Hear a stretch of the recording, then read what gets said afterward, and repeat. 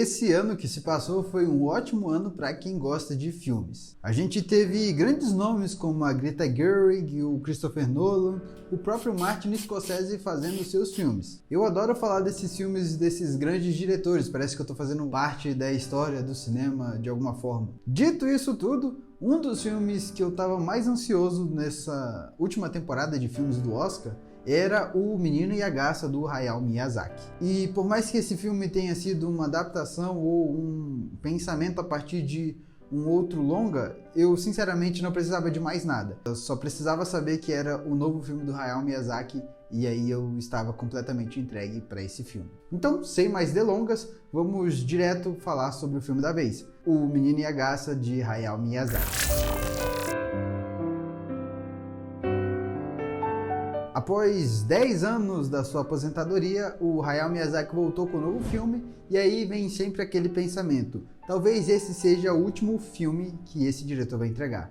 De novo, a minha expectativa era mais em poder vê-lo ou poder ver um dos seus trabalhos no cinema de forma que o filme estreasse. Até porque o único filme que eu assisti nos cinemas do Hayao Miyazaki foi A Viagem de Chihiro, mas foi em uma sessão especial e tudo tal, tinha cheio de fãs. Então o meu pensamento era de ir ao cinema ver um filme do Hayao Miyazaki um novo filme do Hayao Miyazaki. Então toda essa expectativa me levou a alguns cenários de imaginar o que poderia ser ou como poderia ser essa história e a partir dela. Tava aqui, sei lá, pensando, vai que ele dá uma de Bilbo Bolseiro, faz um grande finale e desaparece. Ele já fez isso anteriormente. Mas o que mais me pegava era sobre o que ele poderia falar. Será que ele vai mergulhar em toda a sua trajetória? Será que ele tem algo novo para falar ou algo diferente do que ele já falou? Ou uma releitura do que ele já pensou anteriormente? Essa expectativa me animava ainda mais toda vez que eu pensava para assistir esse filme. Eu queria entender ou ouvir o que esse cara tinha para falar. Eu poderia até continuar imaginando, mas eu definitivamente não ia acertar o que ele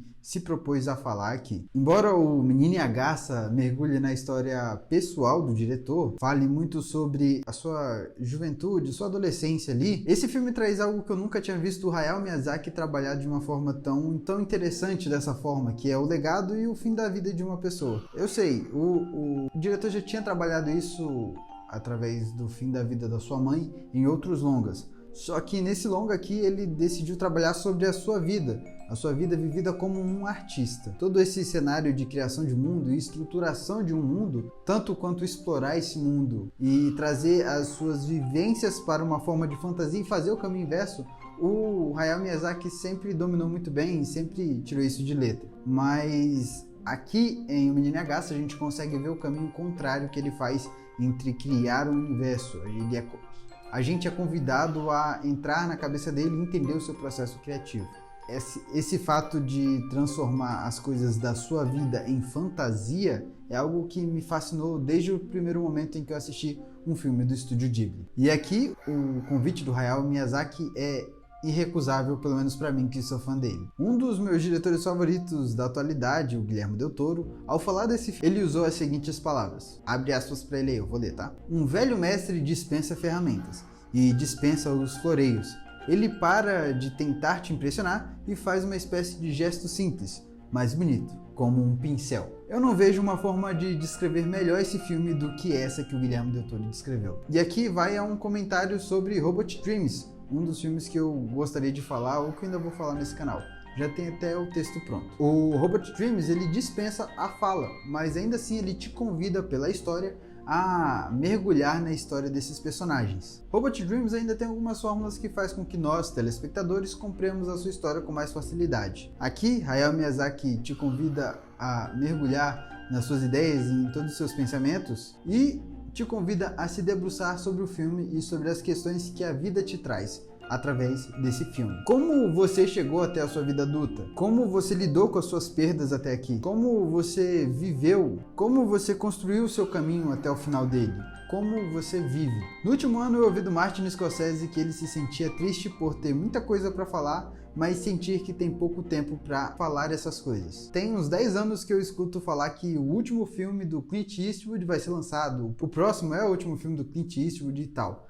Hayao Miyazaki também não é diferente. É o sentimento de o fim de uma era, com esses grandes diretores se aposentando ou chegando no final da sua vida. E nós podemos chegar e dar de cara com uma notícia de que um desses grandes realizadores, um desses grandes artistas faleceram. Hoje, por exemplo, no dia que eu estou escrevendo esse texto e que eu estou gravando isso, o criador de Dragon Ball faleceu. E aí a gente tem todo um pensamento sobre as falas dos personagens, o seu mundo criado, e todo esse legado é levado em consideração de novo. Em 2018 eu conheci o Estúdio Ghibli e o trabalho do Hayao Miyazaki. Mas toda vez que eu ouvia alguma entrevista ele falava sobre a importância do Isao Takahata. Então fui conhecer o trabalho dele e ele tem 2 dos meus filmes de animação favoritos de todos os tempos. São eles O Túmulo de Vagalumes e O Conto da Princesa Kaguya. E o Isao Takahata também foi importante para a criação de outra lenda do Estúdio Ghibli. Eu tô falando do Hayao Miyazaki. E tendo essa perspectiva do cenário entre Isao Takahata e Hayao Miyazaki, a gente consegue ver como as frases fortes do filme, elas vão se construindo como um castelo. A gente consegue perceber onde o Isao Takahata estava presente na vida do Hayao Miyazaki e como o Hayao Miyazaki olhava para o Isao Takahata. Ouvimos também o Miyazaki falar sobre a sua carreira, sobre os universos, sobre as histórias que ele criou, mas também ouvimos ele falar sobre as pessoas, a generosidade, a paz e as belezas do mundo. Deixando com quem estava assistindo a pergunta: posso confiar em você? Você vai continuar a minha missão?